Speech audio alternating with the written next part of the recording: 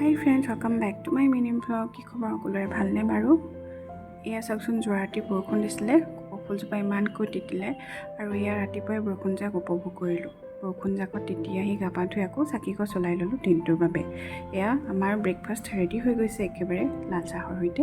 এটাই বনাইছিলে ৰুটি আৰু ভাজি, খাই ল'লোঁ। তাৰপিছতে এয়া আকৌ লাঞ্চৰ সময় হৈয়ে গ'ল, যিহেতু আজি কলেজ যাম। এয়া বনাইছিলোঁ কচুথুৰি আৰু কণবিলাহীৰ সৈতে সৰু আলুৰ লগত এয়া ধুনীয়াকৈ তৰকাৰী এখন।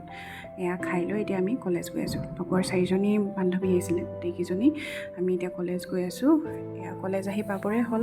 কলেজৰ পৰা উভতি আহি এয়া মায়ে ঘৰৰ পৰা দি পঠিওৱা কোমল চাউলেৰে ধুনীয়াকৈ ইহঁতক অকণমান খাবলৈ দিছোঁ। যিহেতু কলেজলৈ আহি অকণমান ভোকো লাগি গৈছিলে, গতিকে খাই ল'লোঁ। তাৰপিছতে এয়া আবেলি সময়ত আকৌ আমি খাইছোঁ নুনি, ওচৰৰ পৰাই ছিঙি আনিছিলোঁ। খাই বহুত ভাল পাওঁ, সেইকাৰণে আপোনালোককো অকণমান দেখাই দিছোঁ আৰু। ইফালে কাষৰ আণ্টিৰ ওচৰত ফুৰিবলৈ আহিছিলোঁ, তাতে চাহ একাপো খাই গ'লোঁ। আৰু এইফালে শুকান মাছেৰে ধুনীয়াকৈ তৰকাৰী এখন বনাই ৰাতিৰ ডিনাৰটো মই ৰেডি কৰিলোঁ। মিনি ব্লগটো চাই ভাল লাগিলেনে? আজিলৈ ইমানেই, বাই বাই।